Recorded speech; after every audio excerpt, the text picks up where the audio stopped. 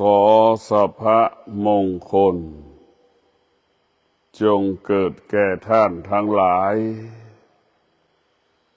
ธรรมะเป็นสิ่งที่เราควรรู้ธรรมะเป็นสิ่งที่เราควรปฏิบัติธรรมะเป็นสิ่งที่เราควรรักษาผู้ที่มีสติก็จะรักษาศีลผู้ที่มีสติก็จะเห็นความสำคัญของศีลศีลนี่แหละเป็นต้นกำเนิดของทรัพย์ของสมบัติศีลนี่แหละจะทำให้เรากายวาจาใจเราสะอาดและบริสุทธิ์หมดจดผ่องใสท่านทั้งหลายเรารักษาศีลเท่ากับเรารักษาทรัพย์สมบัติของเราหากเราไม่รักษาศีลเท่ากับเราทำลายทรัพย์สมบัติของเราเรารักษาศีลเท่ากับเรารักษาชีวิตของเราเรารักษาศีลเท่ากับเรารักษาชีวิตของเราหากเราไม่รักษาศีลเท่ากับเราทำลายชีวิตของเราท่านทั้งหลายเรารักษาศีลเท่ากับเรารักษาครอบครัวของเราให้เกิดคำว่ามั่นคงหากเราไม่รักษาศีลเท่ากับเราทำลายครอบครัวของเราศีลนี่แหละเป็นผู้ที่ปกป้องคุ้มครองรักษาทรัพย์สมบัติของเราศีลนี่แหละรักษาชีวิตครอบครัวอาชีพหน้าที่การงานของเราไม่มีเทวดาองค์ไหนจะรักษาสมบัติเราได้มีแต่ศีลเท่านั้นจะรักษาสมบัติเราได้พวกเราทั้งหลายมีคนจำนวนมากเห็นสมบัติเหนือกว่าศีลพวกเราทั้งหลาย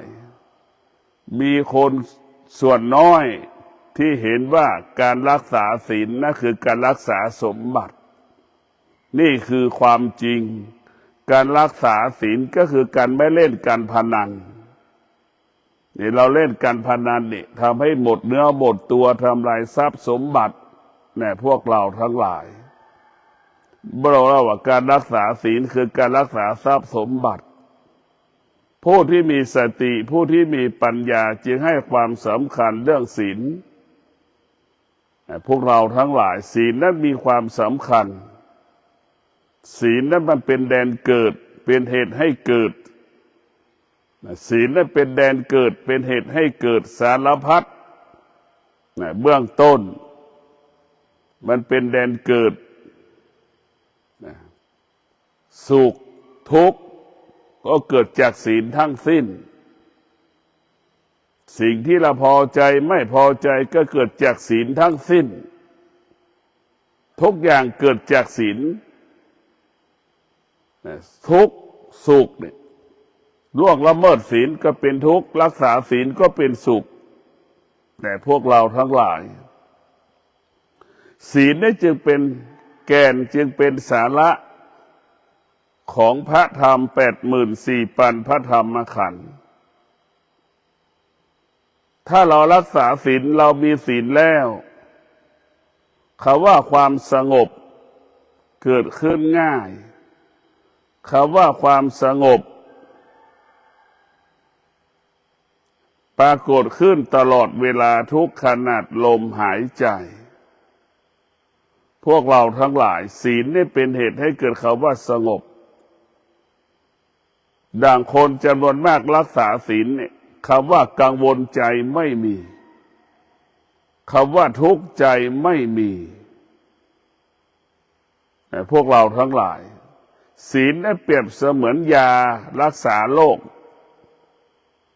แต่พวกเราทั้งหลายศีลเปรียบเสมือนเสื้อผ้าศีลเปรียบเสมือนเครื่องประดับเราจะเป็นพระก็จำเป็นต้องรักษาศีลเราเป็นฆราวาสเราจำเป็นต้องรักษาศีลเสมอเหมือนกันหมดดังสามีรักษาศีลในการรักษาครอบครัวของเรา รักษากันเป็นสามีรักษากันเป็นภรรยาการที่พระภิกษุสงฆ์รักษาศีลกับรักษาการเป็นพระภิกษุสงฆ์ในพวกเราทั้งหลายรักษาการเป็นพระภิกษุสงฆ์ชีวิตของเรามันต้องอยู่ด้วยธรรมอยู่ด้วยธรรมธรรมก็คือสติธรรมก็คือศีลเนี่ยมันต้องอยู่กับกันตลอดเวลาชีวิตเราอยู่ด้วยธรรมก็อยู่ด้วยสติเมื่อเรามีสติทุกอย่างกายวาจาใจเราสะอาดหมดจดผ่องใสกินก็ประกอบไปด้วยศีลด้วยสตินอนประกอบไปด้วยสติตื่นก็ประกอบไปด้วยสติดำเนินชีวิตประกอบไปด้วยสติแต่พวกเราทั้งหลายถ้าสตินั้นไปกำกับชีวิตเราไปกำกับร่างกายของเราไปควบคุมจิตของเรามันก็เหมือนเรานั่งรถไปทำงานได้สะดวกสบายแบบนั้นแหละพวกเราทั้งหลายหากเราไม่เอาสติมากำกับกายกำกับจิตหรือควบคุมจิตก็เหมือนเราเดินทางเนี่ยลำบากชักช้าแต่พวกเราทั้งหลายคำว่าสะดวกไม่มีคำว่าสบายไม่เกิดยามถ้าเมื่อเรามีสติแล้วคำว่าสะดวกคำว่าสบายมันจะเกิดขึ้นกับเราเดินทางก็ง่ายสะดวกสบายเราจะทำการใดๆก็ง่ายสะดวกสบายนี่แหละคือสติมันจะทำให้เรารู้สึกตัวตลอดเวลาจะนั่งก็รู้พวกเราทั้งหลายจะนั่งก็รู้จะนอนก็รู้เมื่อเรารู้ลักษณะนี้แหละมันจะทำให้เรานั่นไม่ประมาททำให้เราไม่ผิดพลาดทำให้เราตั้งตนตั้งมั่นอยู่ในคุณของกายของจิตตลอดเวลาในพวกเราทั้งหลายร่างกายของเรามันเป็นบ่อเกิดแห่งธรรมเป็นเหตุให้เกิดของธรรมธรรมทั้งหลายมันก็เกิดจากกายกับจิตถ้าไม่มีกายกับจิตมันก็ไม่มีธรรมกายของเราเปรียบเสมือนธรรมชาติแม่น้ำป่าไม้ภูเขานั่นแหละจิตของเราเปรียบเสมือนธรรมะเราจะรู้ว่าธรรมะก็ดีธรรมชาติก็ดีธรรมชาติเป็นรากฐานของธรรมะธรรมะให้เรารู้เรื่องธรรมชาติธรรมะทำให้เราอยู่เหนือธรรมชาติธรรมะก็คือสติปัญญาให้เราอยู่เหนือธรรมชาติธรรมะคือสติปัญญาบอกสอนให้เรารู้ว่าธรรมชาติมันเปลี่ยนแปลงดังเช่นร่างกายของเราเกิดมา1 วันน่ะมันก็แก่มา1 วันล่ะเกิดมา1 เดือนก็แก่1 เดือนเกิดมา1 ปีมันก็แก่1 ปีนี่แหละแล้วว่าสติปัญญาก็จะเห็นการเปลี่ยนแปลงของธรรมชาติรู้ว่าธรรมชาติกับธรรมะนั้นแตกต่างกันแต่ต้องอาศัยกันแต่ต้องอยู่ร่วมกันให้ได้ธรรมชาติก็คือกายธรรมะก็คือจิตเราจะต้องให้จิตกับกายอยู่ร่วมกันให้ได้ดังธรรมะกับธรรมชาติมันจะแยกกันไม่ออกดังพระพุทธเจ้าหนีออกจากพระราชวังบำเพ็ญเป็นนักบวชออกจากนักบวชจนถึงที่สุดไปบำเพ็ญเพียรอยู่ในป่าจนถึงที่สุดพระพุทธเจ้าได้บรรลุธรรมเห็นธรรมอยู่ในป่านะพวกเราทั้งหลายเป็นสถานที่เอื้ออำนวยในการปฏิบัติธรรม แต่พวกเราทั้งหลายเราต้องรู้ว่าธรรมชาติกับธรรมะนั้นเบื้องต้นมันคนละอย่างเบื้องต้นมันคนละอย่างเหมือนเครื่องปรุงอาหารนั่นแหละเบื้องต้นแต่นี่เกลือนี่กะปินี่ตะไคร้นี่ใบมะกรูดนี่หอมนี่ข่านี่กระเทียมนี่พริกแต่ที่สุดเราเอาไปหอมกระเทียมข่าตำจนเป็นเนื้อเดียวกันจนแกงอาหารได้หนึ่งหม้อเห็นไหมเราหากระเทียมไม่เจอหาพริกไม่เจอหาตะไคร้ใบมะกรูดไม่เจอนั่นแหละธรรมะของพระพุทธเจ้าที่สุดธรรมะกับธรรมชาติต้องรวมกันเป็นหนึ่งมันรวมกันเป็นหนึ่งมันจึงเกิดคำว่ากายกับจิตไม่มีกายก็ไม่มีธรรมไม่มีจิตก็ไม่มีธรรมเช่นเดียวกับธรรมชาติกับธรรมะนี่แหละร่างกายของเราเป็นธรรมชาติจิตเราเป็นธรรมะเราจะต้องอาศัยสองอย่างธรรมชาติเป็นเหตุให้รู้ธรรมชาติเป็นเหตุให้รู้ทุกเรื่องแต่ธรรมะรู้ให้อยู่เหนือรู้เห็นไหมรู้ให้อยู่เหนือรู้ธรรมะให้เรารู้แล้วก็อยู่เหนือรู้ธรรมชาติให้เรารู้ทุกเรื่องมันให้เรารู้ทุกเรื่องท้ายสุดไอ้ตัวรู้ทั้งหลายทั้งปวงนั่นแหละมันไม่เที่ยงธรรมะก็คือสติปัญญามันจะรู้ว่าสิ่งที่เรารู้ไม่เที่ยงก้อนหินก็ไม่เที่ยงแม่น้ำก็ไม่เที่ยงอากาศก็ไม่เที่ยงทุกอย่างบนโลกนี้มันไม่เที่ยงทั้งสิ้นแต่พวกเราทั้งหลายดวงตะวันดวงดาวก็ไม่เที่ยงแต่พวกเราทั้งหลายต้องพิจารณา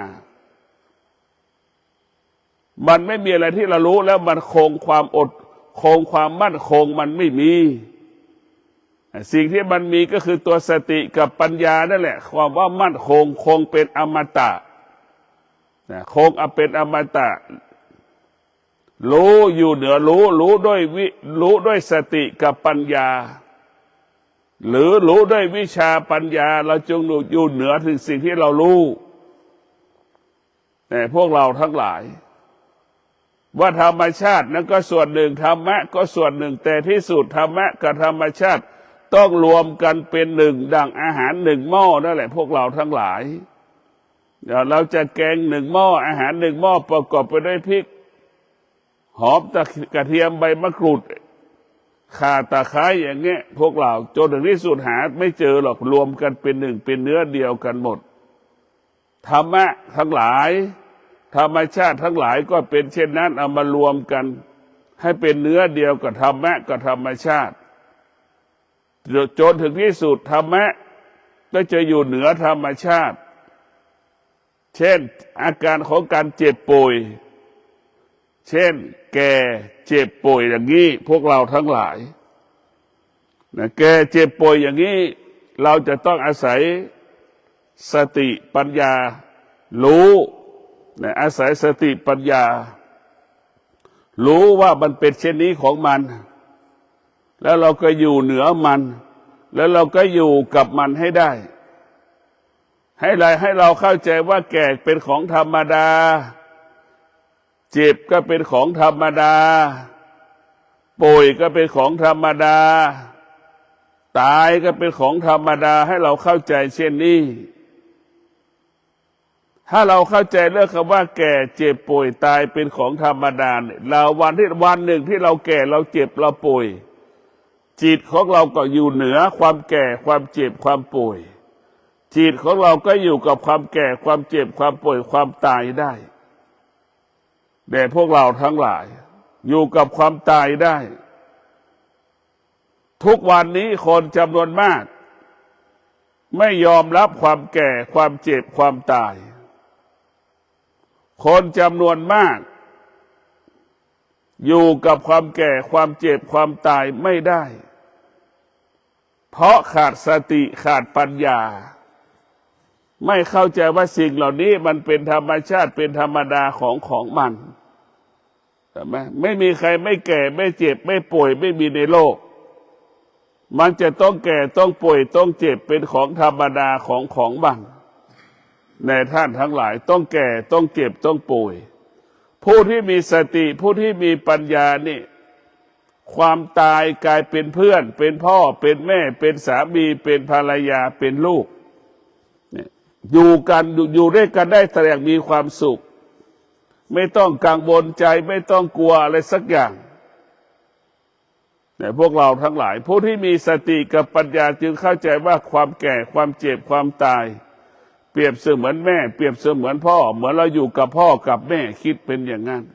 เหมือนเราอยู่กับพี่กับน้องเหมือนเราอยู่กับลูกเหมือนเราอยู่กับสามีภรรยา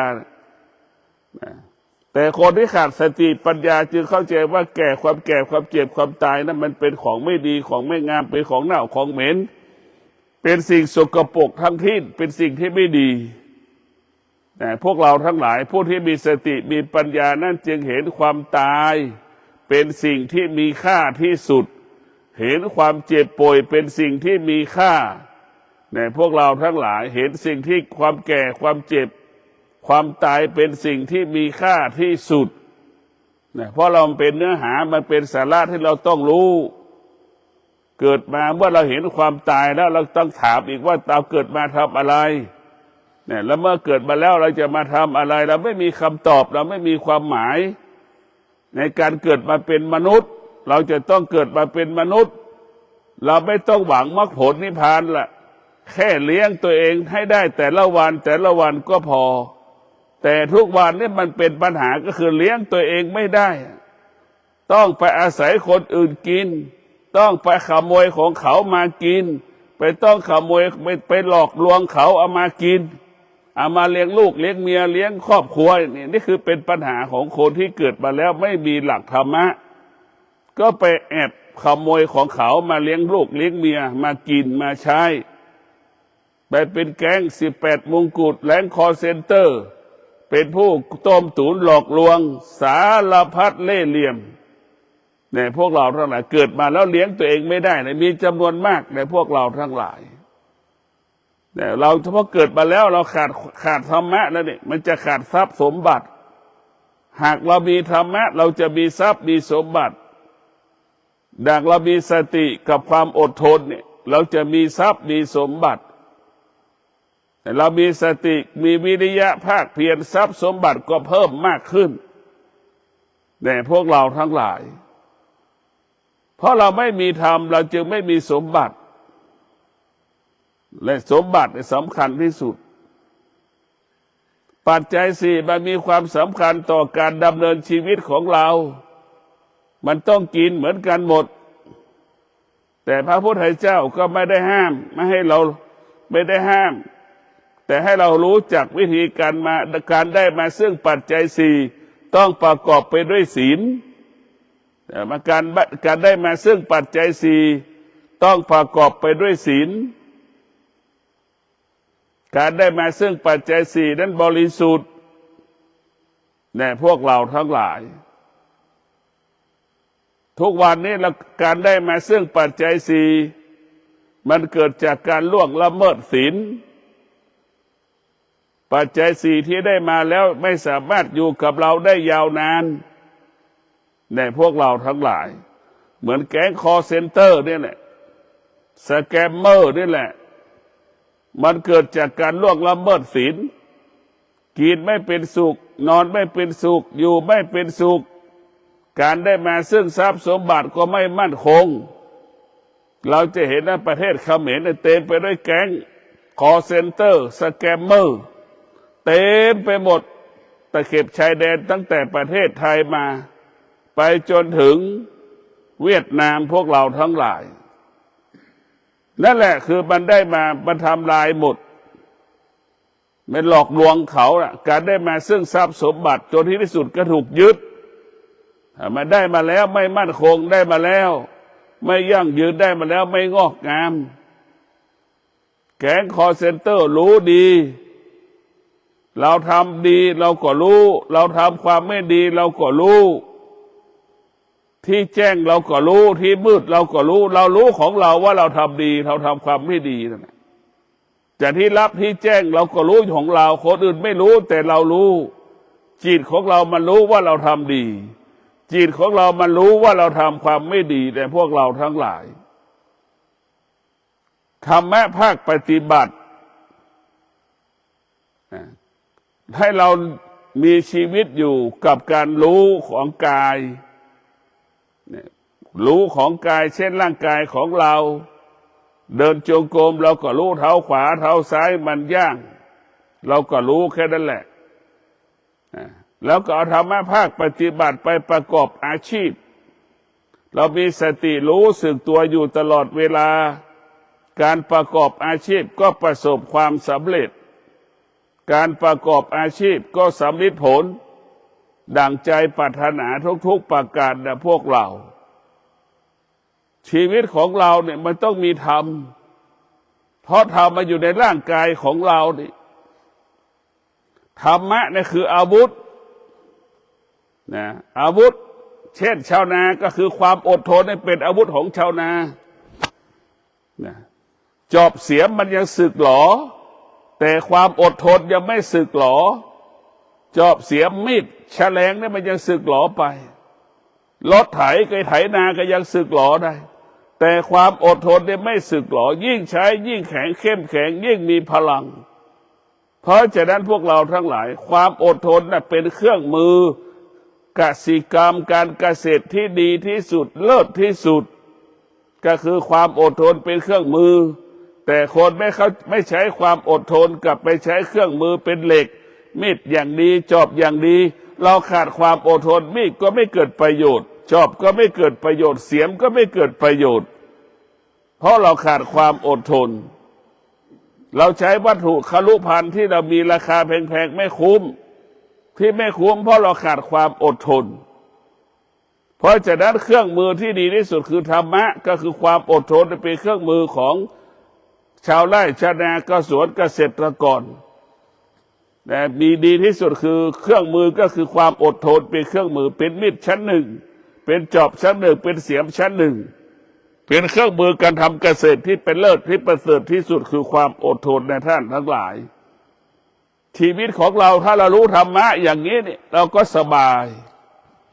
เราเอาชีวิตผูกกับที่ตัวเราหมดธรรมะอยู่ในร่างกายธรรมะคืออาวุธธรรมะคืออาวุธธรรมะคือยาธรรมะคือเสื้อผ้าอาภรณ์ธรรมะคือเครื่องประดับในพวกเราทั้งหลายทุกอย่างมาอยู่ที่ธรรมะทั้งสิ้นเนี่ยไปอยู่ที่ธรรมะธรรมะเป็นสิ่งที่ประเสริฐธรรมะเป็นสิ่งที่เลิศในพวกเราธรรมะเป็นสิ่งที่ประเสริฐธรรมะเป็นสิ่งที่เลิศทุกคนต้องการธรรมะเหมือนกันหมดโดยธรรมชาติของมันแต่เราไม่เห็นธรรมคนส่วนมากไม่เห็นธรรมเห็นแต่อธรรมเห็นแต่ความโลภเห็นแต่ความโกรธเห็นแต่ความอยากมาสำแดงอาการกับเราตลอดเวลาเนี่ยความอยากมันไม่จบเนี่ยตาเห็นสารพัดตานี่สำคัญที่สุดตานี่ทำงานตลอดเวลาเนี่ยตานี่มันสำคัญที่สุดเราจะไปนรกก็อยู่ที่ตาจะไปสวรรค์นิพพานก็อยู่ที่ตาตาเนี่ยมันเป็นสารพัดเหมือนแก้วสารพัดนึกลูกกระตาของเรานี่มันเห็นสิ่งใดมันเห็นเป็นบทไปยึดติดไปบทมันจบถ้าตาเราเป็นผู้รู้ตารู้สิ่งใดตาก็ละสิ่งนั้นเห็นรูปก็ละรูปเห็นวัตถุก็ละวัตถุสิ่งของต่างๆแต่เราจะไม่ปรุงแต่งเราจะไม่ปรุงแต่งในการรับรู้ของตาของจมูกเนี่ยพวกเราทั้งหลายเราจะไม่รับรู้ตาหูจมูกลิ้นกายใจของเราจึงฝากให้พวกเราได้โปรดพินิจพิจารณาชีวิตของเราต้องประกอบไปด้วยศีลสมาธิปัญญาชีวิตเราจึงจะบรรลุเป้าหมายได้ดังใจปรารถนาได้อยู่อย่างกินนอนอย่างมีความสุขประกอบไปด้วยศีลสมาธิปัญญาในพวกเราทั้งหลายผู้ที่มีสตินอนเวลานอน ไม่มีเรื่องความคิดนะความคิดจะไม่เกิดนะคนที่นอนแล้วขาดสติคิดถึงแต่เรื่องอดีตคิดถึงแต่เรื่องอนาคต1 คืน 1 วันนี่เส้นเลือดติดตันเป็นอัมพฤกษ์เป็นอัมพาตกี่รายพวกเราทั้งหลายกี่รายล่ะนึกดูกันแล้วกัน1 คืน 1 วันเนี่ยเป็นอัมพฤกษ์เป็นอัมพาตเพราะเราไปติดในอดีตติดกับอนาคตจึงทำให้แก่เจ็บตายก่อนเวลากำหนดมันจึงเกิดคำว่านอนด้วยสตินอนด้วยสมาธิสุขภาพดีอายุยืนส่วนมากมานอนด้วยความคิดนอนแล้วขาดสติแล้วก็นอนด้วยความคิดอาศัยความคิดพวกเราทั้งหลายเมื่ออาศัยความคิดแล้วจึงทำให้เราลำบากกายลำบากใจเพราะเราไปอาศัยความคิดเป็นเรื่องอดีตความคิดเป็นเรื่องอนาคตมันยังไม่เกิดแต่คนที่มีสติจะให้มีสติรู้อยู่กับปัจจุบันว่าเรากำลังนอนให้เรารู้ว่าเรารู้สึกตัวว่าเรากำลังนอนหลับเราจะหลับเราจะนอนเราจะไม่คิดเรื่องอื่นๆเราจะไม่ให้จิตไปสู่ที่อื่นๆเราจะให้จิตอยู่กับลมหายใจให้จิตรู้ว่าลมหายใจเรากำลังหลับตาเราจะหลับแล้วเราให้เรารู้อย่างนี้ในพวกเราทั้งหลายบุคคลส่วนมากมันไม่มีสติแล้วก็ไม่เคยเห็นค่าสติในพวกเราทั้งหลายไม่เคยเห็นค่าสติไม่รู้ค่าสตินะ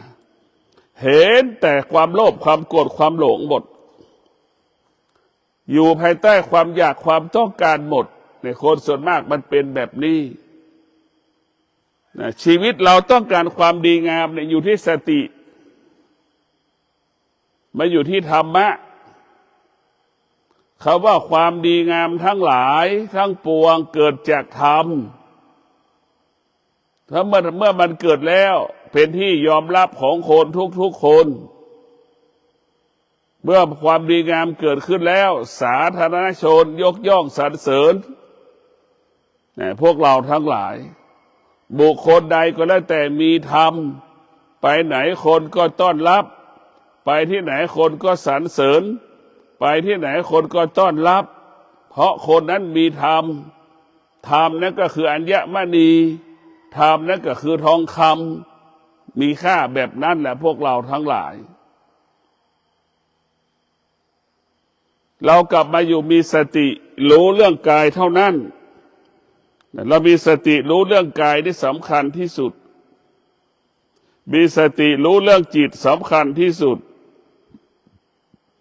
ให้จิตของเรานั้นปราศจากความอยากความต้องการเราจะเป็นต้องฝึกฝนจิตให้จิตของเรานั้นเป็นจิตผู้รู้จิตก็มีอะไรบ้างจิตก็คือมีตาจิตต้องมีหูจิตต้องอาศัยตาจิตต้องอาศัยหูจิตต้องอาศัยจมูกจิตต้องอาศัยลิ้นแม้พวกเราทั้งหลายต้องอาศัยลิ้นนี่แหละ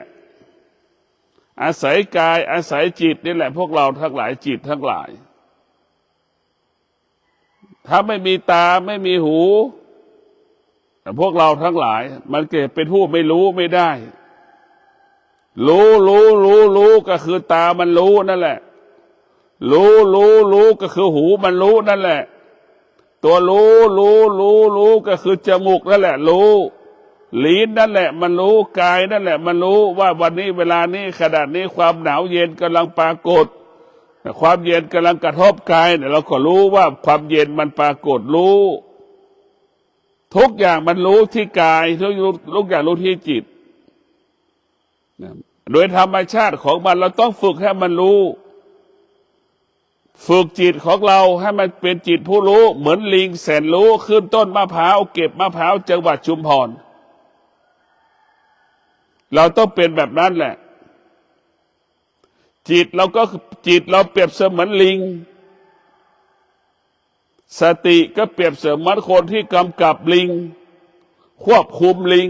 ขึ้นต้นมะพร้าวจะเอามะพร้าวแขนงไหนก็บอกเขาได้แต่พวกเราทั้งหลายจะเอามะพร้าวแขนงไหนก็กำกับมันได้กระตุกเชือกมันก็รู้ได้แล้วว่าลิงแสนรู้ได้เราฝึกจิตก็คือตาให้ตาของเราเป็นตาแสนรู้เขาเรียกว่าตาทิพย์นั่นแหละพวกเราทั้งหลายตาของเราเนี่ยรู้เป็นตาแสนรู้เหมือนลิงแสนรู้หูของเราก็เหมือนหูแสนรู้ว่าเสียงรู้ว่าเสียงนี้เป็นเสียงกิเลสรู้ว่าเสียงนี้เป็นเสียงแห่งธรรมเราจะรู้แล้วว่ากิเลสกับธรรมมันอยู่ที่ไหนพวกเราทั้งหลายกินเราก็รู้กินของกิเลสกินของตัณหากินของราคะคือจมูกมันก็รู้อย่างนั้นแหละเรารู้ลิ้นของเราสัมผัสกับสิ่งที่เป็นกิเลสตัณหาราคะมันก็รู้กายเราก็รู้พวกเราทั้งหลายจนถึงที่สุดรู้แล้วเราก็จะอยู่เหนือรู้พวกเราจนถึงที่สุดเรารู้แล้วก็อยู่เหนือรู้รู้และอยู่เหนือรู้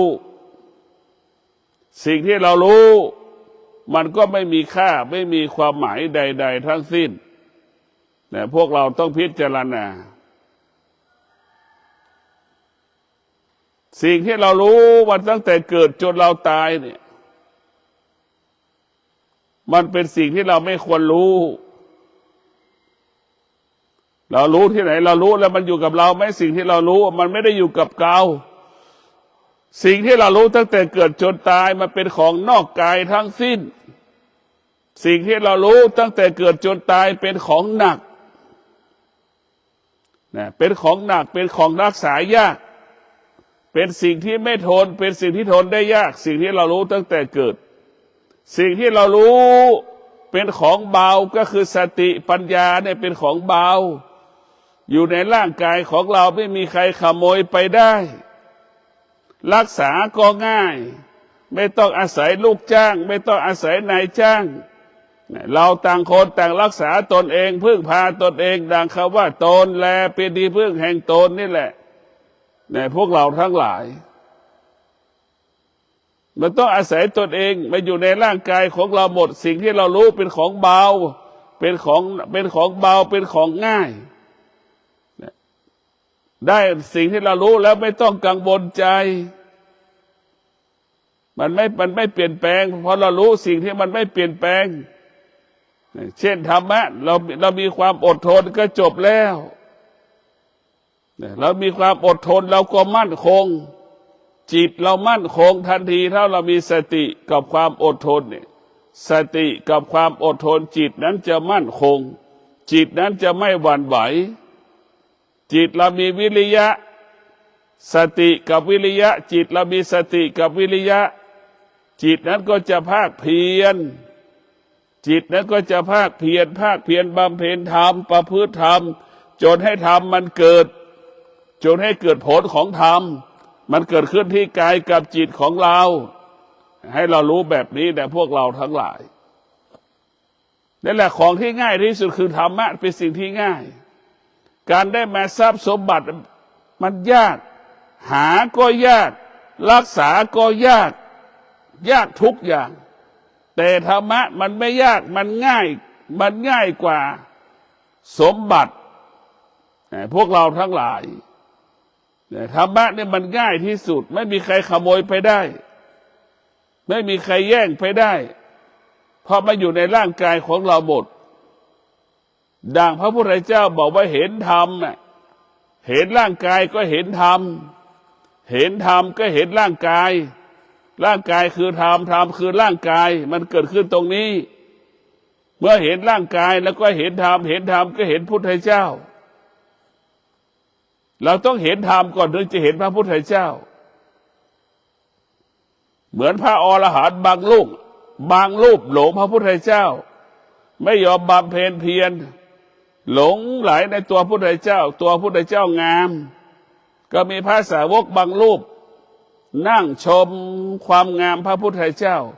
หลงไหลในตัวตนพระพุทธเจ้าแล้วไม่ปฏิบัติธรรมเนี่ยพวกเราทั้งหลายคือหลงในสำคัญที่สุดหลงในรูปอย่างพระอรหันต์เนี่ยหลงเพราะฉะนั้นเราต้องเอาธรรมนั่นแหละมาพิจารณาร่างกายของเราเป็นของเน่าของสกปรกตั้งแต่เส้นผมลงมาเราดูดังที่ได้บอกตลอดเวลาเส้นผมลงมาเป็นของเน่าเป็นของเหม็นทั้งสิ้นเป็นน้ำมันเป็นของสกปรกเป็นสิ่งสกปรกทั้งสิ้นในพวกเราต้องคิดพิจารณาชีวิตของเราไม่มีอะไรแน่นอนมันไม่มีอะไรแน่นอนสิ่งที่แน่นอนก็คือตัวสตินี่แหละสติที่มั่นคงตลอดเวลาสติมั่นคงตลอดเวลาสติครองตนได้ตลอดเวลาคนที่มีสติก็เหมือนคนที่มีไม้เท้าหมื่นเล่มนั่นแหละพวกเราทั้งหลายคนที่มีสติก็เหมือนมีหมอมีพยาบาลดูแลอย่างดีนั่นแหละพวกเราทั้งหลายก็ขอฝากให้พวกเราทั้งหลายได้พิจารณาว่าสิ่งที่เราควรรักษาก็คือศีลสิ่งที่เราควรปฏิบัติแล้วเกิดความสุขก็คือธรรมะสิ่งที่เราควรรู้ก็คือธรรมะรู้แล้วก็มีความสุขเหมือนได้ความธรรมะก็เปรียบเสมือนกินวาเป๊กนั่นแหละทำให้เรารู้สึกดีใจมีความสุขขึ้นพวกเราต้องมีสติพิจารณาก็ขอความสุขสวัสดีจงเกิดแก่ท่านทั้งหลายมีสติรู้ว่าธรรมะเป็นสิ่งที่เราควรปฏิบัติตามธรรมะเป็นหลักของชีวิตธรรมะคือสติเป็นผู้กำกับกำหนดควบคุมกายวาจาใจของเราให้เป็นไปตามเป้าหมายเรียกว่าทำความดีด้วยกายทำความดีด้วยใจทำความดีด้วยวาจาเราจะใช้กายวาจาใจของเรานั้นให้เกิดประโยชน์เป็นประโยชน์สูงสุดต่อการเกิดกับการเกิดมาเป็นมนุษย์ชาตินี้จะใช้กายวาจาใจให้เป็นประโยชน์ต่อชีวิตของเราเป็นประโยชน์ต่อคนรอบข้างของเราจึงเกิดคำว่าทำดีด้วยกายทำดีด้วยวาจาทำดีด้วยใจดังที่พวกเราได้นั่งสมาธิทำดีด้วยกายทำดีด้วยใจเราก็ระลึกถึงตลอดเวลาเราทำดีด้วยวาจาเราก็สวดมนต์นั่นแหละพวกเราทั้งหลายขอให้ท่านทั้งหลายมีสติรู้อายุวันโนสุขังพระลัง